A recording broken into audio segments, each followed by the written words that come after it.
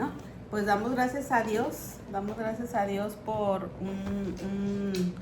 una lección más de la belleza de la cruz. Y pues a todos y cada uno de los que, digo todos porque yo creo que también hay hombres que han escuchado el mensaje, ¿verdad? A través de este video y del canal de YouTube de Mujer de Fe. Y esperamos que sea de bendición la siguiente lección, que como tema tiene la cruz en el Evangelio de San Juan. ¿Tienen ustedes, hermanas, el material por ahí para si quieren estarlo viendo a la par? Pueden buscarlo en... ok, hay hojas, pero nada también... más que no le agregué los estudios unidos. Ok, perfecto. Muy bien. Sí. Ok. Bueno, ¿se acuerdan que todo va de la mano en el arte? Hemos hablado que cuán importante marca la historia, de acuerdo para anunciar la salvación a través de Jesús, su sacrificio vivo, ¿verdad? Entonces, no lo tienen ustedes ahí, pero quiero mostrarles esta cruz en particular. Quiero que la miren. No sé si la alcanzan a ver. Igual si quieren abrir ahí sus teléfonos y pueden verla. ¿Sí quedó esa en el teléfono? Sí, debe estar en el chat. En el chat. Muy bien. Si pueden verla, hay algo muy, muy característico ahí. Hay unas imágenes ahí en la cruz. Entonces, esta se encuentra, dice que esta se encuentra en Nueva York. Dice que es una cruz de los bizantinos, o ahora se le llaman los ortodoxos. A ellos perteneció. Dice que han celebrado la belleza de la cruz como un emblema de victoria, inspirados por los escritos de los padres de la iglesia. Juan Damasceno escribió lo siguiente: todas las obras y milagros de Cristo son sobresalientes, divinos y admirables, pero lo más digno de admiración es su venerable cruz. El poder de Dios es la palabra de la cruz. Y Justino el mártir concluye: la cruz es el signo principal del poder. Eso es algo muy emblemático de un tiempo de los bizantinos, muy antiguo, y data de las fechas 312 al 313 después de Cristo. ¿Cómo ven? ¿Cómo ven el tiempo de esa era? Pues de eso es lo que marca más o menos esta reliquia prácticamente. Y actualmente dice que se encuentra en un museo, un museo metropolitano del arte en Nueva York. Dios le bendiga. Sí, entonces dice aquí, ¿alguna de ustedes ha escuchado hablar de los bizantinos? ¿No? ¿Tú, Jessy, quieres comentar algo? ¿El Imperio Bizantino? Ajá. No. ¿No? Bueno.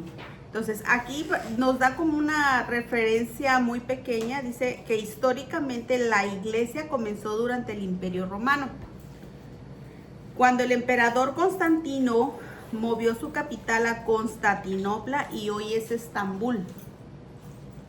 Dice, y el cristianismo fue aceptado como una religión oficial. ¿Sale? Inició la época bizantina. Les digo que más o menos data de esas fechas. El inicio del 312, 313 después de Cristo. Dice que fue oficial en esas fechas el inicio del movimiento bizantino. Dice, durante ella los cristianos decidieron representar a Jesús triunfante y coronado de gloria. Así que el arte se enfatizó en la resurrección. ¿Sí? Entonces esta imagen data de esa época. ¿Sale? Más o menos así a manera de introducción, de que entendamos un poco cerca de la historia de la iglesia, lo que marca, ¿no? Los inicios, por el año 300 después de Cristo. ¿Sale? ¿Se acuerdan la imagen que data, la primera imagen que miramos acerca de la cruz? Más o menos, ¿no se acuerdan del año? ¿Qué dice el libro, la historia? 70 y algo. No, 200, ¿no? 200. Sí, es cierto. Donde está un burro. Donde es una ofensa, es una imagen de una cruz, pero es con dibujo de o sea, en lugar de Cristo, un hombre, pusieron un asno, un burro. Pero fue eso hecho en ofensa para ofender a los cristianos en esa época, por el año 200. Pero bueno, después de que pasó todo esto, marca la historia el inicio y la aceptación, ¿verdad? Y pues muchas cosas más, ¿no? La verdad es muy interesante la historia de la iglesia. Si tienen oportunidad de comprar un libro de historia de lo que pasó en esos tiempos, cómprenlo. O igual ver documentales que marcan la historia de la iglesia, como la iglesia siempre hubo un remanente, a pesar de que hubo mucha popularidad, como lo marca esta parte de la era bizantina. Ahí fue donde hubo mucha popularidad y fue el tiempo también que inició el papado, la jerarquía alta, que a través de Pedro, como el Señor lo dejó, el que él fuera la roca, ¿no? El que por el cimiento del Señor fuera edificada su iglesia. Entonces, a partir del liderazgo de Pedro, pues fue muy marcado que otros líderes que suscitaron que fueron después de Pedro,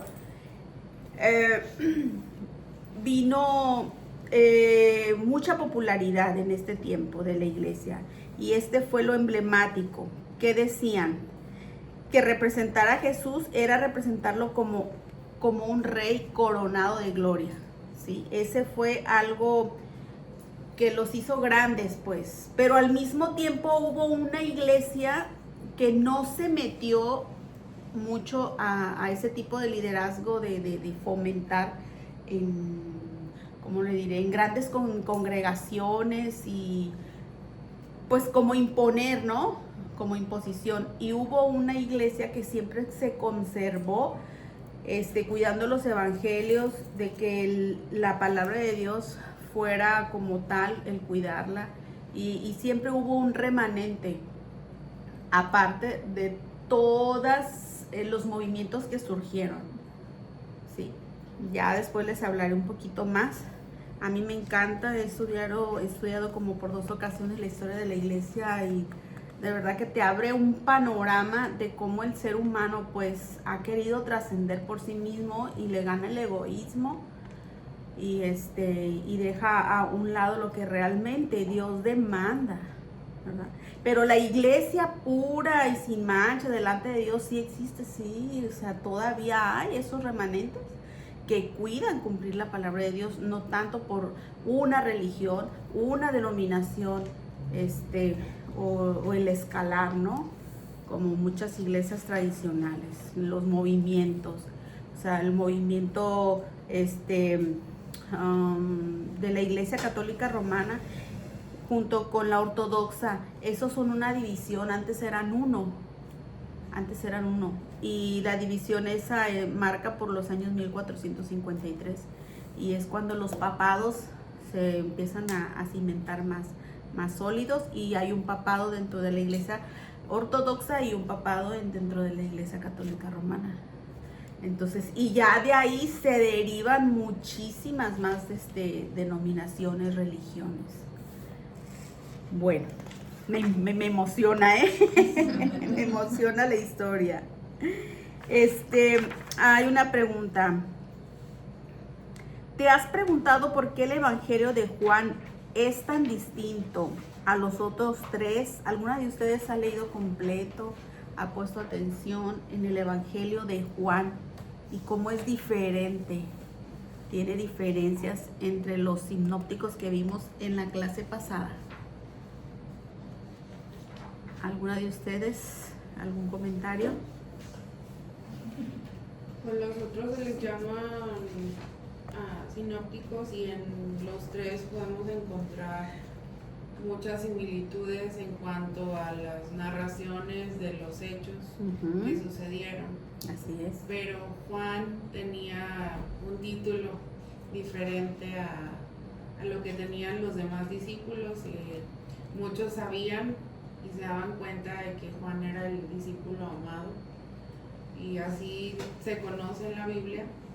Y pues ustedes saben, cuando tienen un amigo, que ese amigo es el que les conoce a lo mejor un poquito más o mejor, o no a todo el mundo le andan contando a ustedes pues sus pesares y sus planes y sus dolores y sus emociones, y creo que también eso influye mucho en cómo Juan relata la historia de Jesús y cómo captura otros detalles de algunas historias que narran en los otros evangelios. Sí, que es exactamente, difieren algunas cosas de lo que escribió Juan, así tal cual lo dice Jessy, porque Juan fue muy cercano al Señor, y ahorita vamos a ver, aquí lo vamos a desglosar, ¿sale?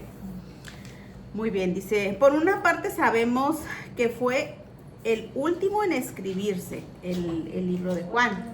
Adelante, buenas tardes, bienvenida.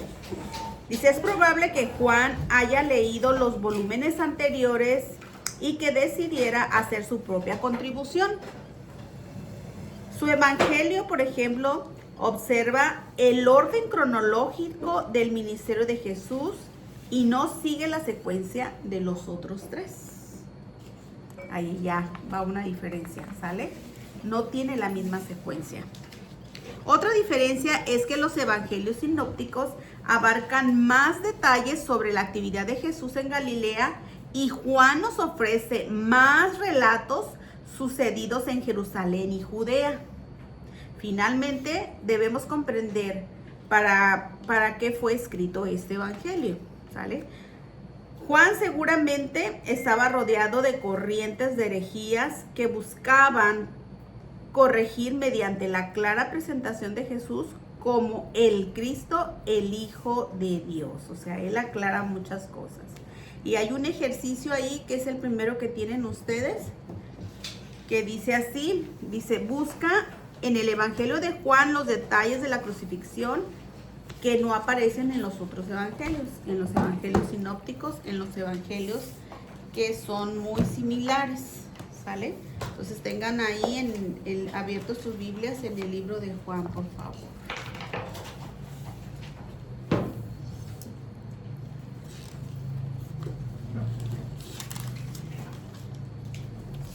¿Listas? Y ahí hay una indicación. Dígame, hermana. Miren, tenga.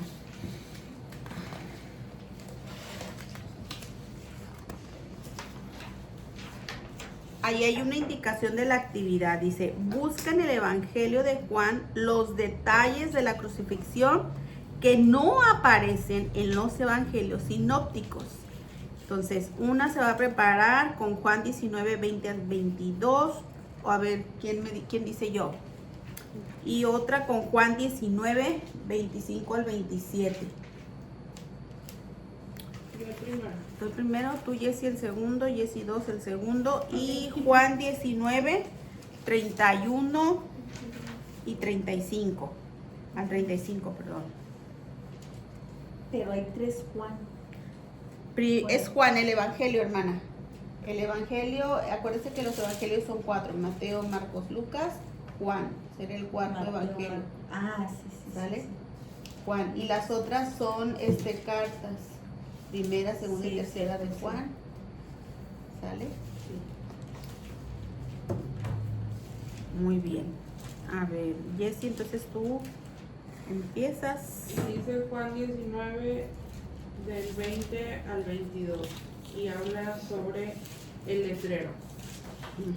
Y muchos de los judíos leyeron este título, porque el lugar donde Jesús fue crucificado estaba cerca de la ciudad, y el título estaba escrito en hebreo, en griego y en latín. Dijeron a Pilato los principales sacerdotes de los judíos, no escribas rey de los judíos, sino que él dijo, soy el rey de los judíos. Respondió Pilato, lo que he escrito, he escrito. Amén. Entonces, esta parte venía en los evangelios sinópticos. ¿Quién dice? ¿No trae nadie en el pasado? No viene, hermanas. Tenemos aquí la tabla comparativa y no viene esa parte. Solamente que decía, este es el rey de los judíos. Pero no da el detalle. Exacto. De que estaba escrito en diferentes idiomas, Así que es es. hebreo, griego y latín. Así es. Ese es el énfasis, hermana. Eso es lo que más especifica Juan. ¿Sí? La escritura. ¿Sale? Que estaba en 3 idiomas. Bueno, vamos al siguiente. La siguiente. Ok, Yes. ahora vamos con Juan 19, 25 al 27. Y dice, estaban junto a la cruz de Jesús su madre y la hermana de su madre, María, mujer de Cleofas, y María Magdalena. Cuando vio Jesús a su madre y al discípulo a quien él amaba, que estaba presente, dijo a su madre, mujer, he ahí tu hijo. Después dijo al discípulo, he ahí tu madre. Y desde aquella hora el discípulo la recibió en su casa. Amén, muy bien. Entonces, ahí vemos algo también muy diferente y que solo Juan hace énfasis. Estaba hablando de sí mismo. Sí, porque, o sea, algo dijo Jesse bien en particular. Prácticamente Juan, la misma palabra refiere que Juan era el discípulo amado, es el que nunca abandonó, o sea, fue el que no corrió, pues. Todos los demás ahí nos vemos. Y podemos darnos cuenta de que él era amado por Jesús porque a quien le confió a su madre, a él, y no es algo que puede decirle a cualquier persona. Entonces, porque sí, es algo que queda bien recalcado aquí. Y esto no lo mencionan los otros evangelios. Ese es el énfasis aquí, que no menciona ni Mateo, ni Marcos, ni Lucas, no mencionan esta parte que Juan habla, pues, y habla de la cercanía, ¿no? Ahí podemos ver también y palpar la cercanía de Juan con el Señor. ¿Sale? Ahora, vamos ahí mismo en el 31 al 35. ¿Quién se...? ¿No? ¿Sí? Sí. Yo sí.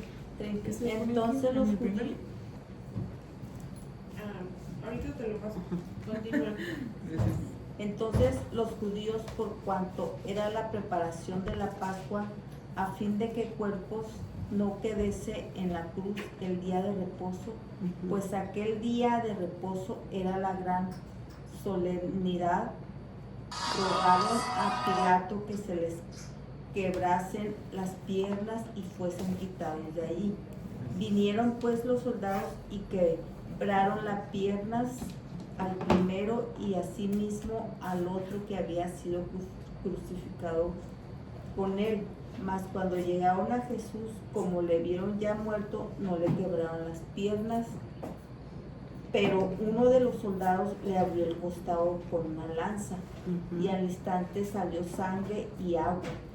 Y el que lo vio da testimonio, y su testimonio es verdadero, y él sabe que dice verdad, para que vosotros también creéis. Muy bien. Entonces, ahí, ¿qué es lo que podemos palpar? La referencia al cuadro dice sobre su costado. Entonces lo que menciona es que salió sangre y agua. Muchas cosas. Sí, fue más explícito, pues. ¿Sale? Fue más explícito por ser testigo. Hasta él mismo dice que es el testigo fiel. Juan habla de sí mismo diciéndose que es el testigo fiel. Entonces, ahí, hermanas, en ese recuadrito, pues ustedes pueden a escribir eso específicamente. Por ejemplo, en la primera parte es de que son tres idiomas, ¿no? griego arameo que está escrito el letrero. Es lo que hace alusión Juan. ¿Sí? ¿Quién? Es lápiz si quiere, o déjele pues una pluma. ¿Quieren un pluma? Sí, es que yo... ¿Alguien le traiga otra pluma? Muchas gracias. ¿Sale? Y en el segundo, ay, como tú le pusiste, Jessy, yo puse varias cosas.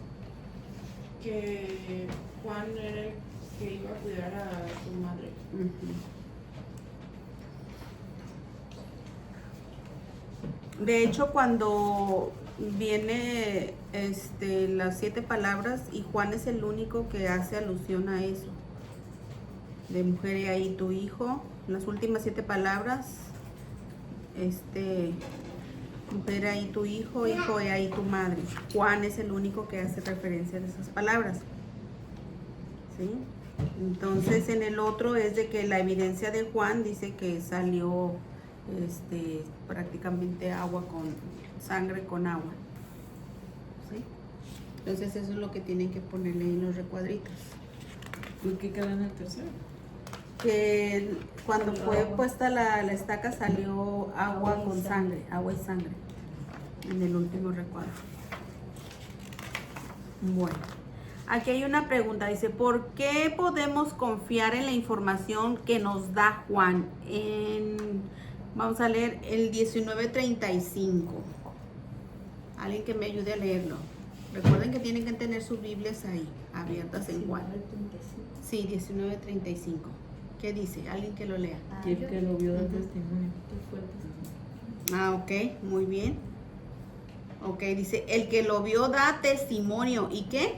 A ver, hermana. El testimonio es verdadero y él sabe que dice verdad para que vosotros también creáis. Muy bien.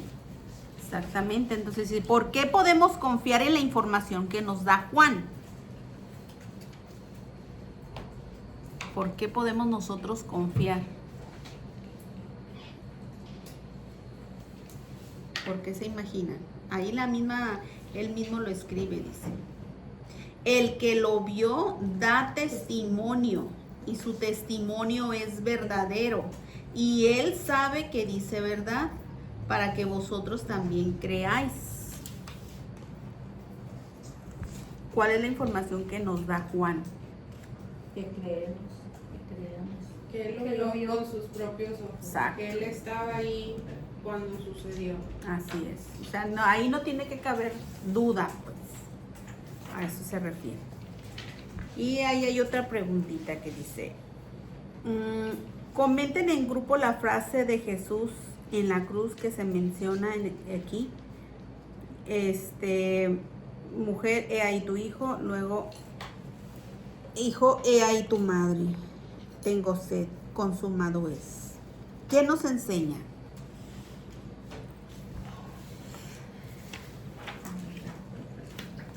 Prepárense, hermanas, porque de aquí vamos a sacar un culto de las 7 palabras.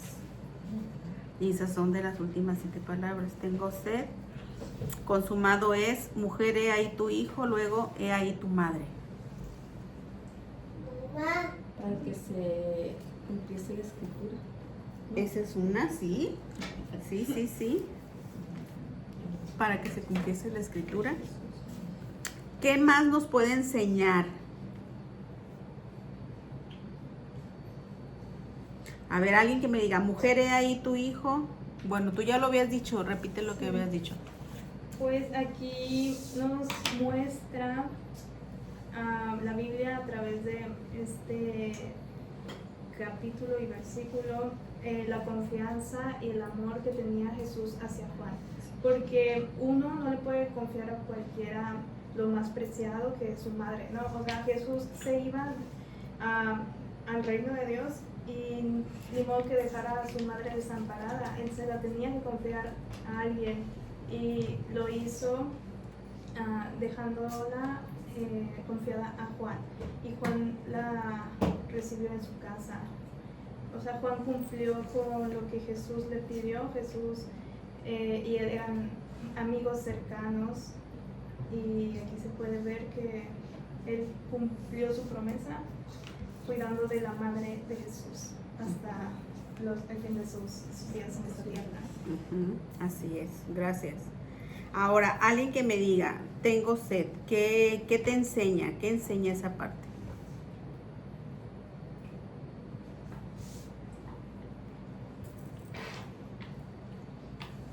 ¿Qué más podemos ver? ¿Qué nos enseña?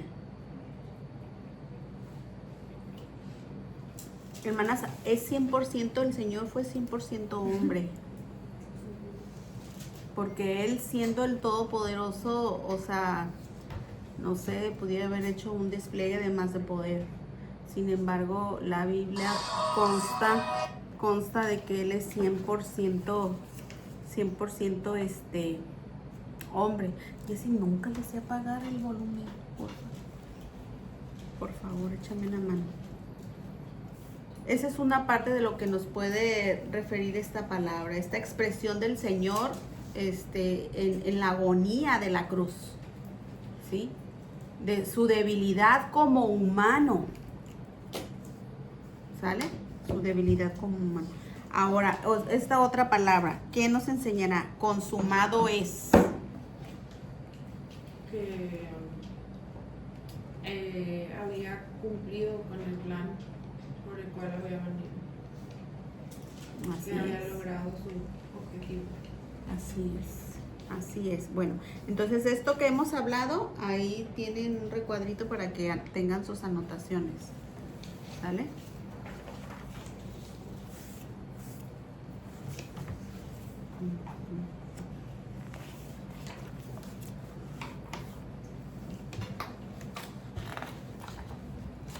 Luego te la llevas y luego la contestas.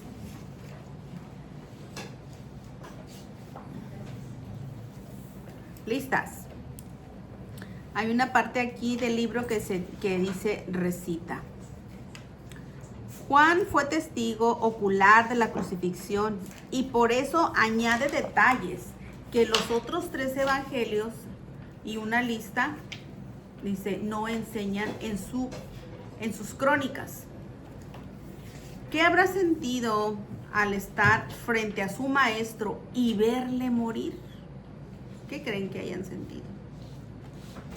Dice, si nunca hemos estado frente a un ser querido que está perdiendo la vida, difícilmente podemos imaginarlo.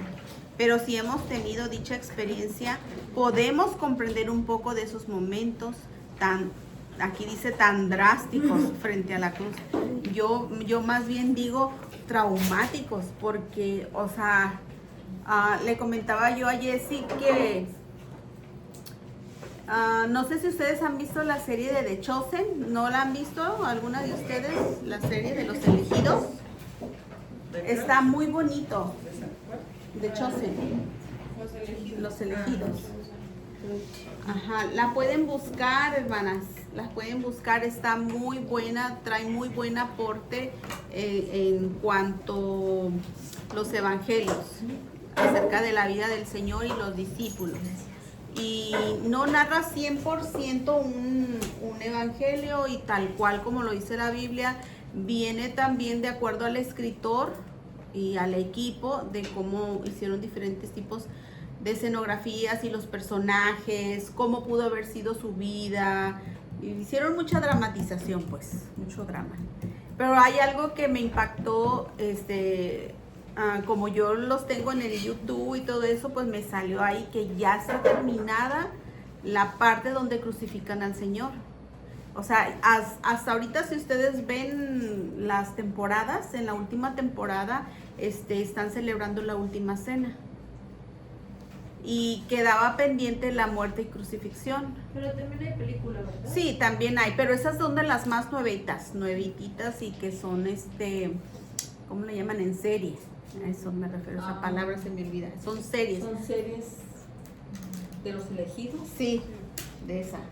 Entonces, estaban diciendo en el YouTube que cuando pasaron a hacer esa escena de la crucifixión, el personaje de Jesús, el hombre que hace de Jesús, o sea, realmente lo subieron en la cruz, ustedes saben, ¿no? Una escenografía a tal grado. Pero dice que cuando se iban dando las escenas, y yo me imagino, ¿no? Yo me imagino cuando lo están lacerando al Señor y la Biblia nos narra que estuvo Juan, su madre y María Magdalena ahí al pie de la cruz. Entonces, imagínense, o sea, el que ellos filmando y trasladar su mente a que eso fue real. Dicen ahí que todos estaban muy ministrados, que era un ambiente, creo que el escritor, él sí es cristiano y muchos de los actores no son, y actrices no son cristianos, son actores y están trabajando al plan. Pero creo que el escritor sí, él es cristiano. Y el que escribía ahí en el YouTube decía que hubo un ambiente espiritual muy tremendo, que no paraban de llorar y que eso mismo les impedía avanzar en las grabaciones. Entonces, imagínense si eso ahorita fue así, ahora que Juan lo presenció ahí, ¿no? Que él estuvo ahí, o sea, dice aquí, fue tan drástico, digo yo, no, para mí es una palabra, más bien es traumático. Generó en todos un trauma, el hecho de que corrieron los discípulos al verse que podían correr la misma suerte, pues ahí nos vemos. Bueno, dice, en la siguiente hay una poesía aquí, me gustaría que la leyéramos antes de mirar unas observaciones que hace la escritora. Ahí la tienen ustedes. Es un soneto, un soneto a Cristo crucificado. ¿Sale? Dice que este soneto a Cristo crucificado, su autor dice que es desconocido. Y esta consulta es por el año 2022, pero sí es antiguo. A ver, alguien que me ayude a leerlo. ¿Quién sabe leer poemas? Yo lo puedo intentar. A ver, ella sabe. No, Perdón. Dice, no me mueve mi Dios para quererte el cielo que me tienes prometido, ni me mueve el infierno tan temido para dejar por eso defenderte. Tú me mueves, Señor, muéveme el verte clavado en una cruz y escarnecido. Muéveme el ver tu cuerpo tan herido, muéveme tus ofrendas y tu muerte. Muéveme al fin tu amor y en tal manera que, aunque no hubiera cielo, yo te amara, y aunque no hubiera infierno, te temiera.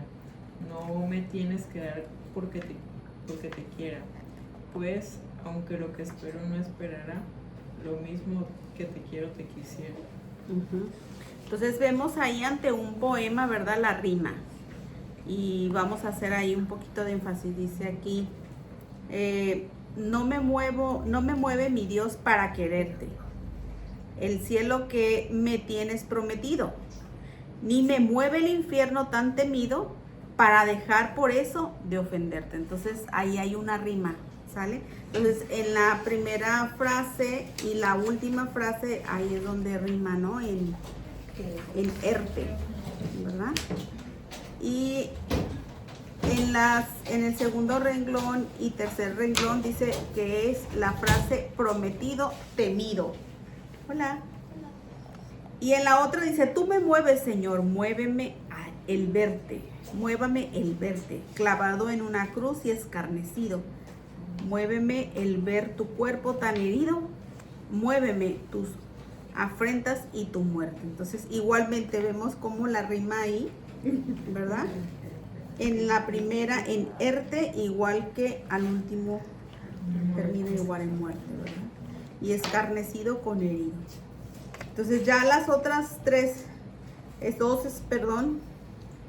dice cómo termina. Muéveme al fin tu amor y en tal manera que cuando no hubiere cielo, yo te amara.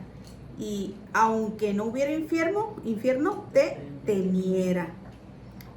No me tienes que dar porque te quiera, pues aunque lo que espero no espera, lo mismo te quiero, te quisiera. ¿Qué tal? Yo no soy buena para los poemas. ¿Alguien escribe aquí poesía? Yo soy ¿Sí? ¡Oh! A ver, que lo diga, a ver. ¿cómo No, se llama? ninguno. Ah, No, ninguno, pero los traigo después unos que tengo. bueno, pero a ver, Pero como, este, como sí. una... Pero es que los poeta. escribo, no los recito. Ah. Pues sí, ahí lo inténtalo.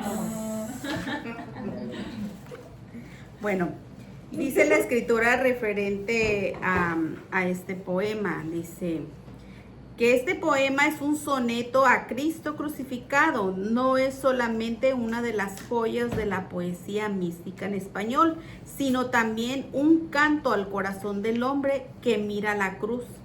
Aunque su autor permaneció desconocido, se le atribuye tanto a Juan de Ávila como a Miguel de Guevara. Si bien apareció impreso por primera vez en Madrid en 1628, ya circulaba antes en versión manuscrita. Aunque el soneto apareció primero en Italia, se extendió a todo el mundo y comenzó a ganar popularidad en España mediante los genios de la poesía castellana como Lope de Vega, Luis de Góngora, Francisco de Quevedo y hasta, miren aquí, Sor Juana Inés de la Cruz, Rubén Darío, Pablo Neruda.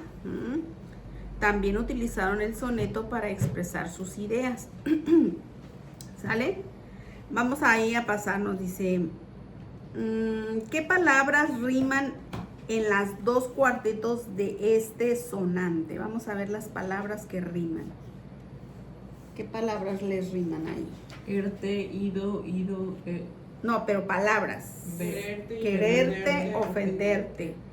Prometido, temido. Verte, muerte. Escarnecido, herido. ¿Sale? Y vamos a la otra, dice, ¿cuáles son las palabras que riman en los tercetos de este poema? ¿Cuáles serían en los tercetos? Las de tres. Manera y temiera, Ujú. y quiera y quisiera. Manera, amara, ¿no? Amara, Amara y esperara. temiera, ajá. Quisiera, esperara, ujú, quisiera. Quiera, quisiera. Muy bien. Aquí hay otra pregunta, dice, ¿estás de acuerdo con el escritor de este poema?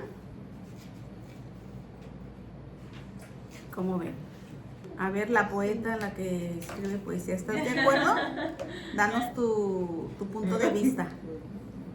Creo que, o sea, a mí me gustó mucho, siento que sí logra transmitir ¿Sí? el amor. Muy bien. Entonces hay otra pregunta. ¿Qué te mueve a querer a Jesús?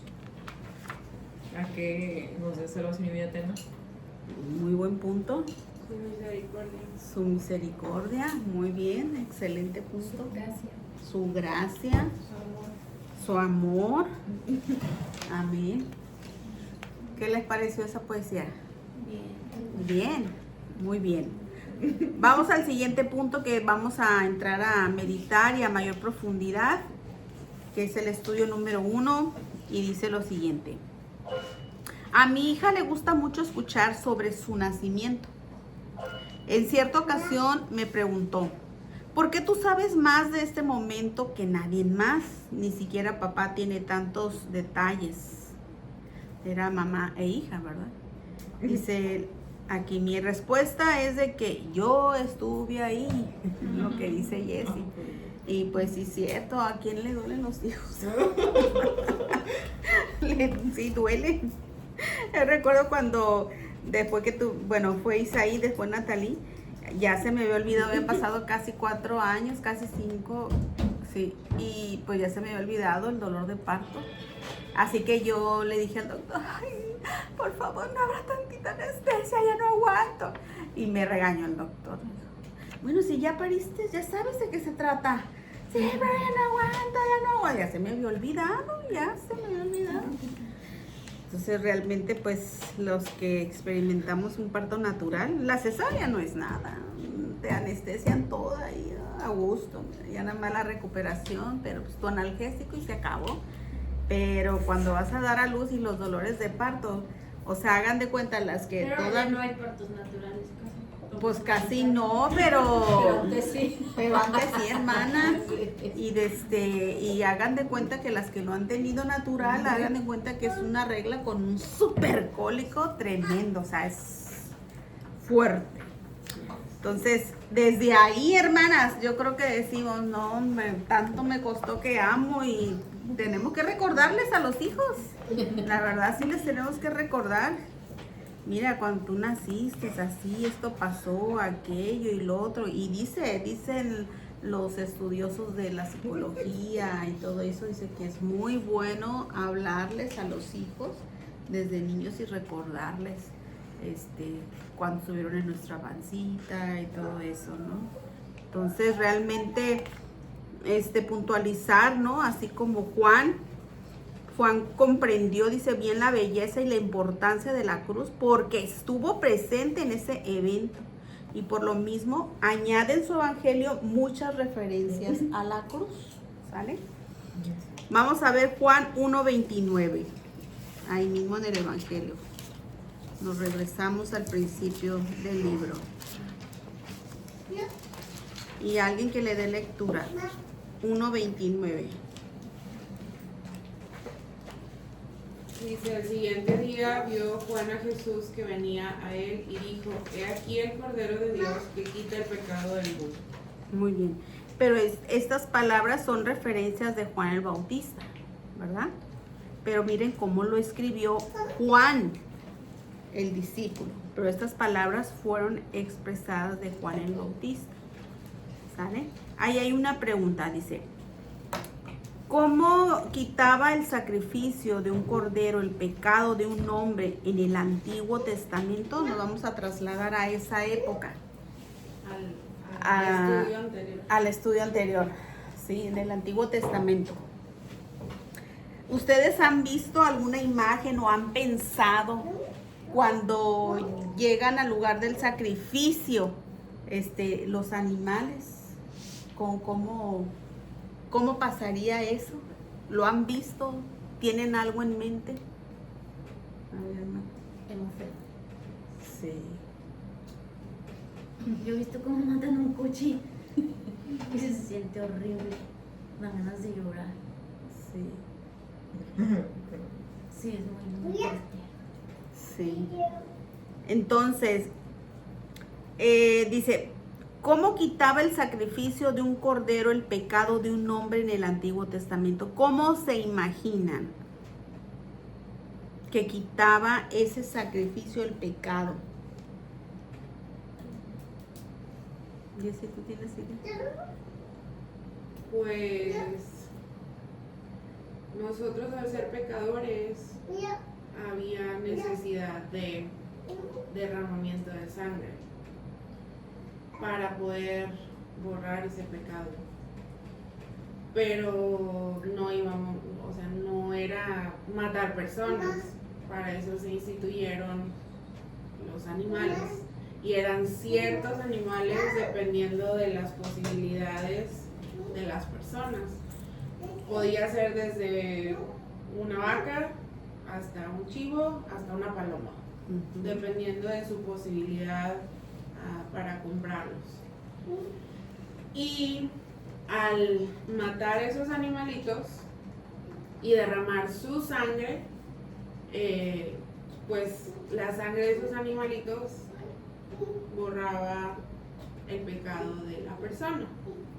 Por eso era necesario hacer los sacrificios. Así es. Por nuestra maldad, por nuestra desobediencia, por todo lo que implica pecado. Así es. Gracias. Bueno, así es. Es exactamente a través del derramamiento de sangre. Sí, era la única manera de expiar los pecados. ¿Sale? Vamos a ver Juan 2 del 19 al 22. ¿Quién nos apoye? Por favor.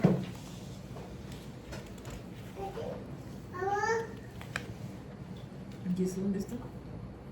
Juan, en el Evangelio de Juan, alguien que me apoye a leer Juan 2 del 19 al 22. ¿Quién, chicas? Juan 2. Capítulo 2, verso del 19 al 22. ¿Sí? Adelante. De acuerdo, contestó Jesús. destruyan este templo y en 3 días lo levantaré. ¿Qué dices?, exclamaron. Tardaron 46 años en construir este templo y tú puedes reconstruirlo en 3 días. Pero cuando Jesús dijo este templo, se refería a su propio cuerpo. Después que resucitó de los muertos, sus discípulos recordaron que había dicho esto y creyeron en las Escrituras y también en lo que Jesús había dicho. Pongan atención, hermanas, porque esas son palabras de ¿quién? ¿Quién las escribió esas palabras? El apóstol. El apóstol Juan, Discípulo amado. el discípulo amado. ¿Sí? ¿En qué, dice una pregunta, en qué momento comprendieron los discípulos este pasaje? ¿Cuál es la importancia del tercer día? ¿Qué se imaginan, hermanas? ¿O tienen por ahí algo que les haya impactado al leer la escritura? ¿Por qué el tercer día?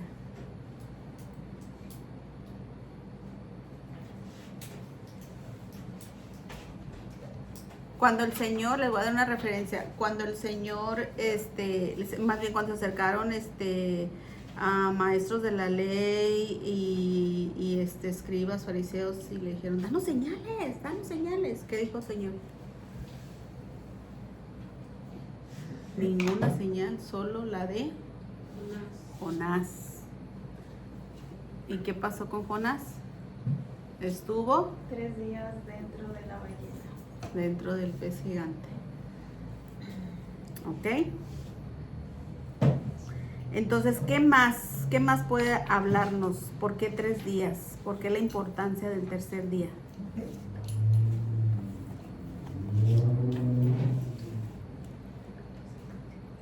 ¿Y en qué momento ellos entendieron este pasaje? ¿En qué momento ellos lo entendieron? ¿Antes de que fuera crucificado o después? Después, ¿verdad? Después de la resurrección entendieron lo relevante que era. ¿Vale? Ahora, Juan 3 del 14 al 15. ¿Alguien más que me apoye con esta lectura?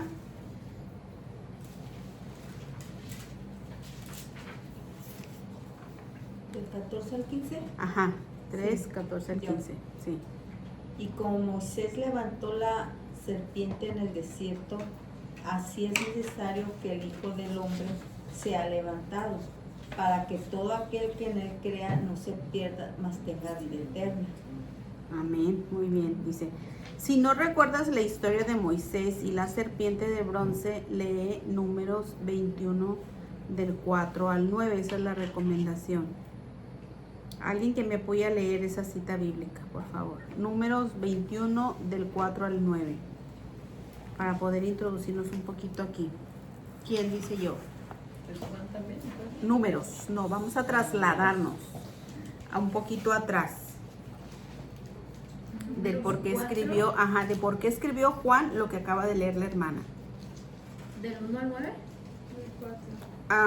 21, 21, números del 4 al 21 del 4 al 9. Números. Dice, además habló Jehová a Moisés diciendo, toma también el número de los hijos de Gersón, según las casas de sus padres por sus familias. ¿Hasta qué número? Hasta el 9, 4 al 9. Ay, no, espérame. 24. Es el 21. 21 del 4 al 9. Ay, me equivoqué. Ok. espérame. No, me equivoqué. Perdón. La serpiente de bronce, ¿no? Sí. Ah, sí. Otro minuto. Perdón. Ok, los israelitas salieron del monte Or por la ruta del Mar Rojo, bordeando el territorio de Edom. En el camino se impacientaron y comenzaron a hablar contra Dios y contra Moisés. ¿Para qué nos trajeron ustedes de Egipto a morir en este desierto? Aquí no hay agua ni pan. Ya estamos hartos de esta pésima comida. Por eso el Señor mandó contra ellos serpientes venenosas para que los mordieran y muchos israelitas murieron. El pueblo se acercó entonces a Moisés y dijo, hemos pecado al hablar contra el Señor y contra ti. Ruégale al Señor que nos quite esas serpientes. Moisés intercedió por el pueblo y el Señor le dijo, hazte una serpiente y ponla en un asta. Todos los que sean mordidos y la miren vivirán. Moisés hizo una serpiente de bronce y la puso en un asta. Los que eran mordidos miraban a la serpiente de bronce y vivían. Así es. Bueno, eso pasó en el desierto, ¿sale? Cuando el pueblo de Israel estaba Dios tratando con ellos en el desierto. Entonces dice aquí, lo que acabamos de leer que dijo Juan, que así como Moisés levantó la serpiente en el desierto, así es necesario que el Hijo del Hombre sea levantado, para que todo aquel que en él crea no se pierda, mas tenga vida eterna. ¿Ya pueden entender ahora sí cómo se enlaza? ¿Sale? Entonces, si dice, ¿qué debía hacer el pueblo para no morir por la mordedura de la serpiente? Según lo que leímos. Mirarla, ¿verdad? ¿Qué conexión hay entre este texto y la crucifixión de Jesús? Pues que cuando, bueno, voy a poner un ejemplo, no sé si sea correcto, ¿no? Por ejemplo, nosotros pecamos, pero tenemos la salvación y la por parte de Cristo, por su gracia y misericordia. Entonces, cuando nosotros hacemos algo que nos podría llevar a la muerte, lo que tenemos que hacer es acercarnos a Jesús y pedirle que borre nuestros pecados para así poder ser redimidos y volver a la vida, salvos por Cristo. Sí, gracias, buena tu aportación. ¿Alguien más quiere aportar?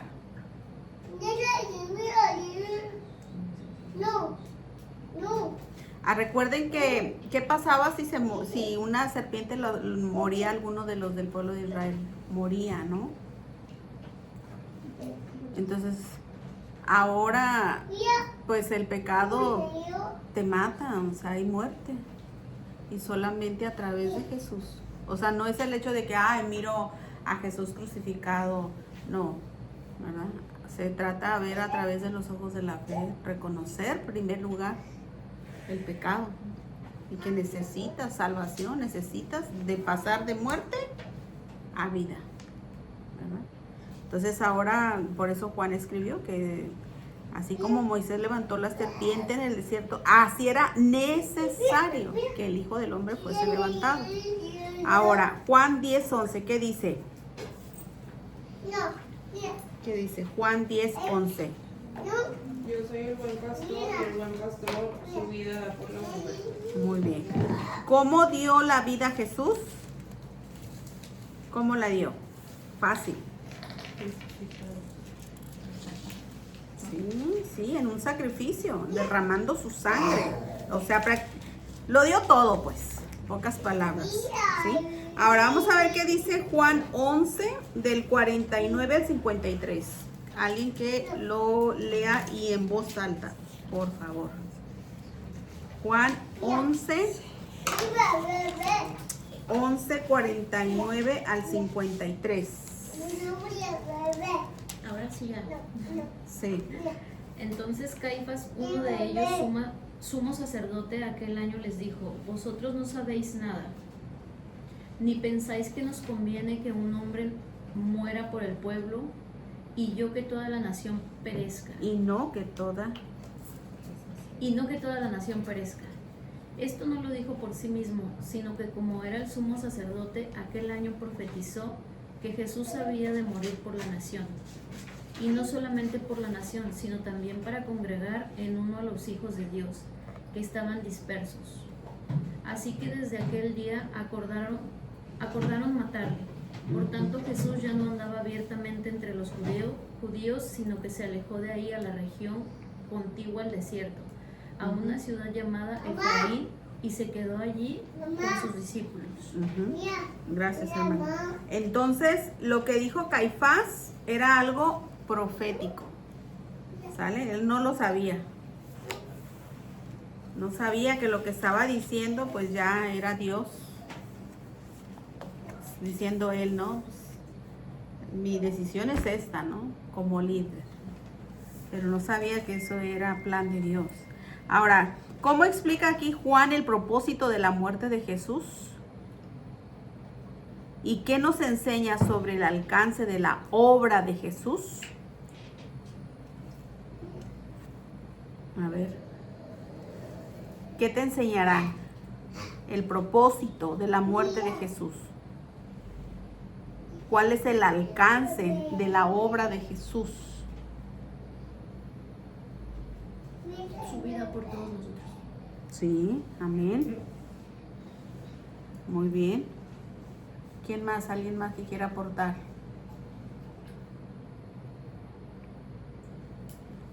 Perdón de nuestros pecados. Que Él solo es suficiente para no solamente los judíos, sino para todo el mundo. Exacto, exacto, así es. O sea, recordemos, hermanas, que es cierto que lo primero que dijo el Señor, que su sacrificio era primero para el pueblo de Israel. Fue también hasta un mandato. Ir primeramente a la casa de Israel y después hasta lo último de la tierra. Entonces es parte también del alcance de la obra del Señor. La salvación primeramente del pueblo de Israel. Algunos la reconocen sí, otros no. Gran parte del pueblo de Israel no le reconoce como el Mesías. Pero en sí ahí nosotros entramos cuando dice hasta lo último de la tierra. Entonces aquí estamos, aquí es Lance End. No se les olvide. Entonces, vamos a ver Juan 12:24.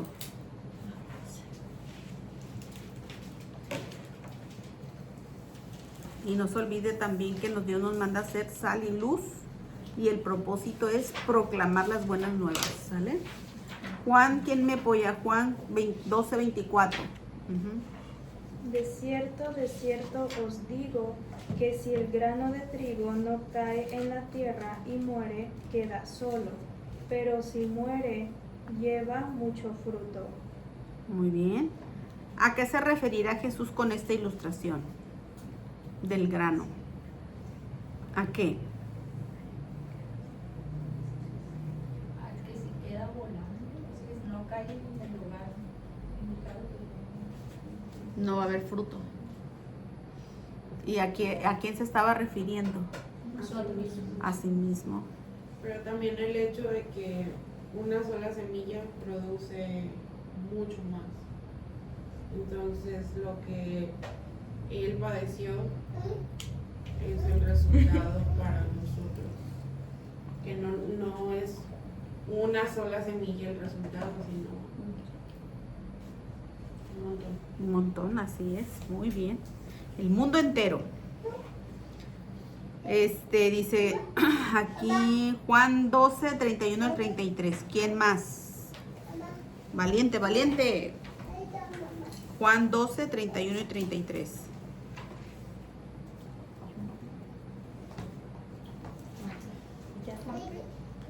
Juan 12:31-33. ¿Qué dice? Léalo, hermana, con voz fuerte. Ahora es el juicio de este mundo. Ahora el príncipe de este mundo será echado fuera. Y yo, si fuere levantado de la tierra, a todos atraeré a sí mismo. Y decía esto dando a entender de qué muerte iba a morir.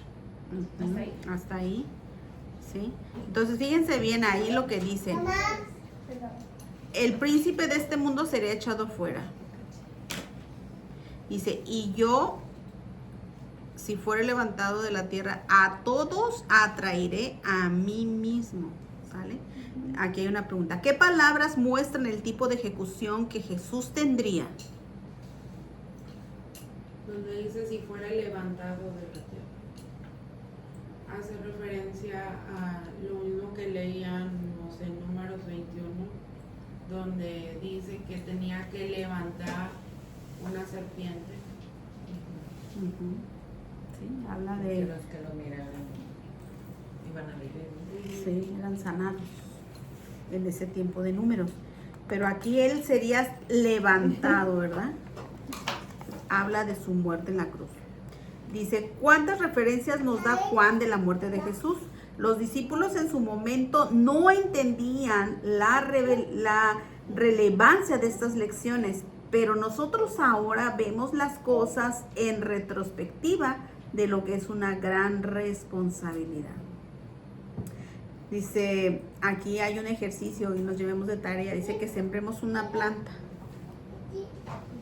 Dice, deja que el grano caiga a la tierra para llevar fruto. Así que hay tarea, siembren una planta. Si es de naranjas, mejor. O de guayabas. Qué rico. Vamos ya al 2, ¿qué les parece? ¿Sale? El 2 se me hace también buenísimo. Dice así, de la siguiente manera. ¿Has sentido expectación por un evento venidero? ¿Alguna de ustedes ha experimentado alguna expectación, tipo de expectación, no sé, temor? Me decías algo hace rato que dijimos, eso es una plática profunda, ¿no? Sí, bueno, ya ven que el gobierno va a implementar una CURP que tenga nuestro escaneo de nuestro rostro, ojos y huellas digitales. Entonces, a mí eso últimamente me ha inquietado. Para empezar, yo me enteré hace poco porque no veo noticias, y cuando me enteré fue como de que, ¿qué? ¿Cómo es posible? Todo esto va encaminado hacia, pues, el gobierno de la bestia, ¿no? Del anticristo. Porque al final de cuentas lo que quieren es tener el control sobre nosotros. Ellos tal vez suena conspiranoica, pero es real. La palabra lo dice y vemos como un poco el mundo se va encaminando a eso. Y honestamente me está consternando. Y se lo comentaba a la hermana hace ratito, de que estoy inquieta respecto a ese tema. Y me inquieta más que la gente no se inquiete por eso, de que lo ven tan normal. Es como, sí, se lo van a hacer. Es como, oye, date cuenta, no sé, abre los ojos, porque si estamos dormidos, vamos a ser parte, no sé, estoy muy inquieta. Pero bueno, si soy ansiosa, discúlpenme. Es que yo creo que pudieran llegar a ser inquietudes de todos, ¿no? Pero también, como dice la palabra, necesitamos permanecer en el Señor. Cuando permanecemos en el Señor, Él nos enseña, nos muestra cómo poder estar tranquilos y que viene esa paz que sobrepasa todo entendimiento a pesar de eso. Y no se logra nada más con decir, sí, ya voy a confiar y ya. Lleva un proceso que muchas veces nosotros mismas nos detenemos de entrar en ese proceso, pero no tengas miedo. Confía en el Señor, que Él ya venció. Así es. Él ya venció al mundo. Así es. Así es. Exactamente. Y te da paz profunda. O sea, de los miedos, o sea, de tener miedo te da una paz si tú crees en Él y dices, Señor, pongo mis cargas en ti, y todo se lo dejas a Él. Es una paz interior totalmente profunda y bonita. Así es. Muy bonita, la verdad. Sí. Y que no alcanzas a dimensionar. Sí, Cuando exacto. te pones a pensar, pero si está pasando todo esto, ¿cómo puedo estar tan tranquila? Sí, exacto. Solamente es parte del Señor. Exacto. Es dejárselo a Él, porque Él es el que mueve el mundo realmente. Sí, así es. O sea, ahora sí que la lucha del cristiano pues es perseverar en la fe, ¿verdad?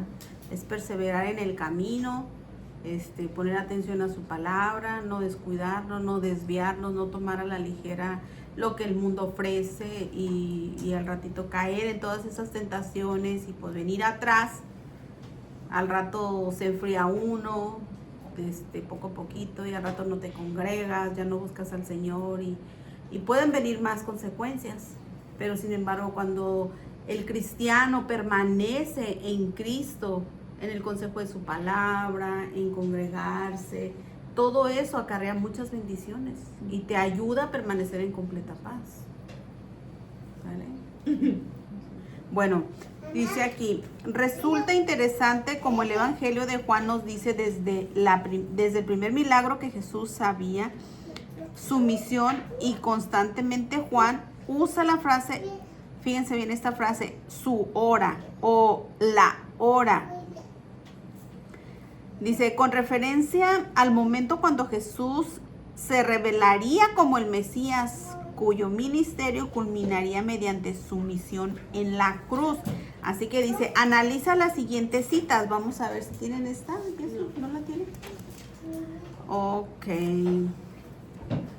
¿O dejamos esa para la siguiente? ¿O les mando? Esta parte está bien preciosa, hermanas. Y yo creo que me voy a poner a hacer un video con alguna de ustedes y analizarla juntas.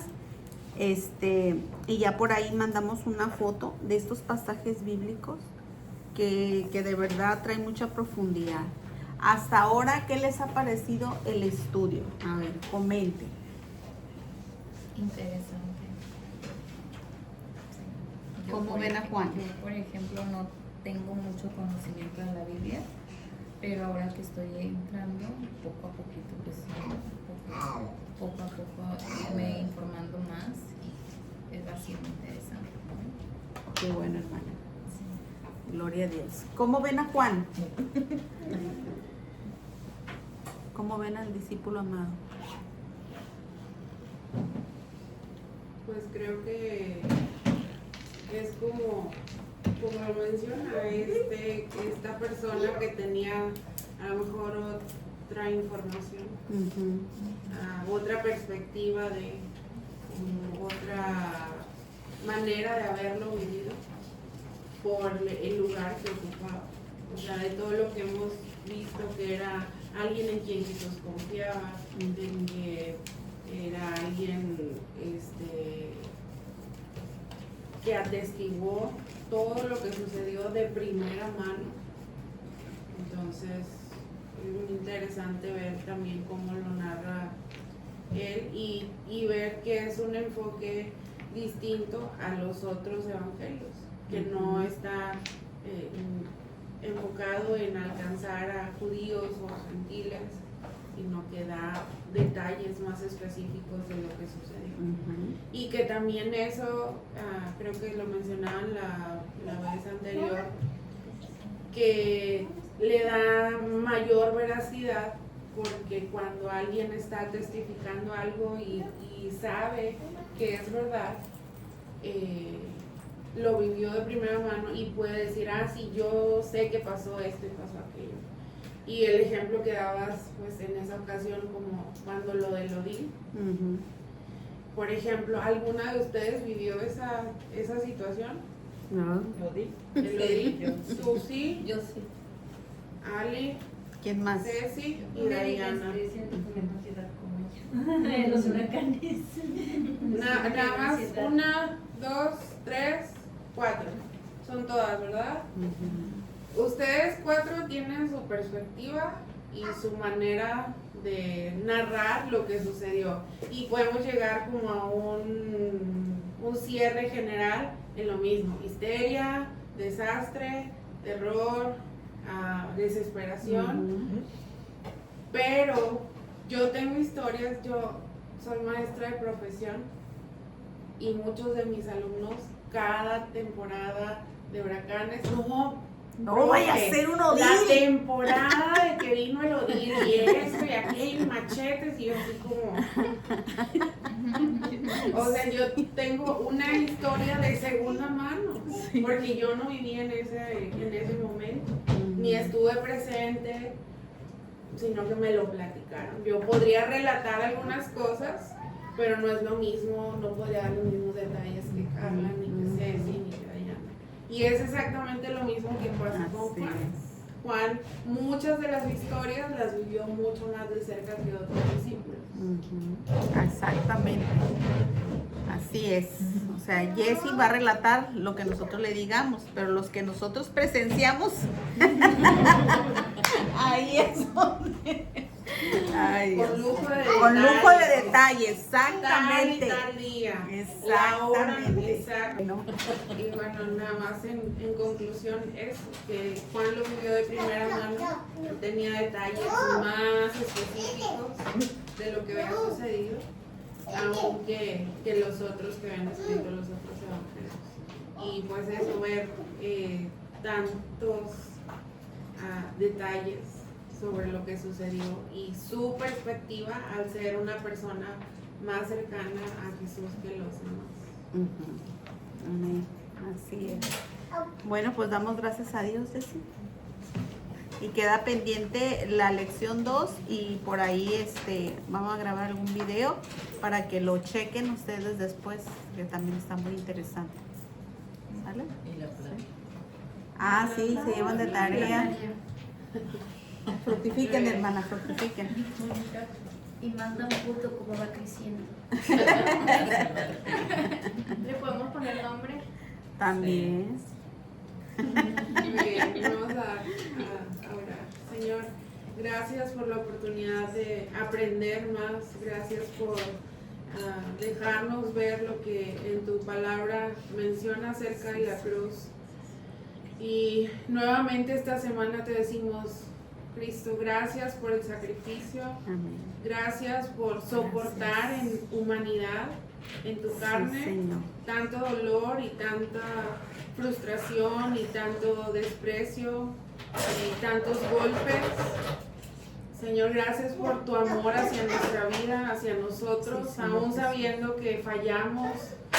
Y hoy en día, como lo fue para el pueblo de Israel en el desierto, y cuando ellos volteaban a ver a la serpiente, Señor, ayúdanos a voltearte a ver a ti, Amén, Señor, amén. a recordar Sí, ese Señor. momento. Sabemos que ya no estás ahí, sabemos Sí, que no Señor. estás muerto, Señor, sino que resucitaste y tú eres nuestra esperanza.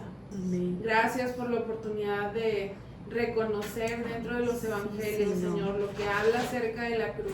Amén. Y ayúdanos, Señor, a entender que esa cruz es nuestra salvación, que esa cruz, Señor, ese sacrificio que tú hiciste es suficiente para nosotros. Y que con solamente voltearte a ver a ti, Señor, Sí, y Señor. pedirte perdón, nosotros podemos llegar a alcanzar misericordia. Gracias por tu bondad. Gracias, En el nombre de Dios. Jesús. También Amén. te pedimos por el tiempo de convivencia que vamos a tener, Señor. Agradeciéndote la vida de Ceci y su disposición para estudiar, para compartir con nosotras.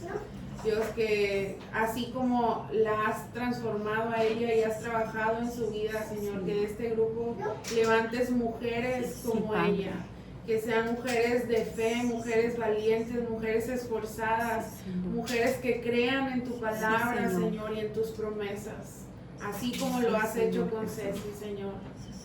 En el nombre de Cristo Jesús te damos muchas gracias. Amén. Amén. Bueno, y a la grabación queden pendientes del tema 2.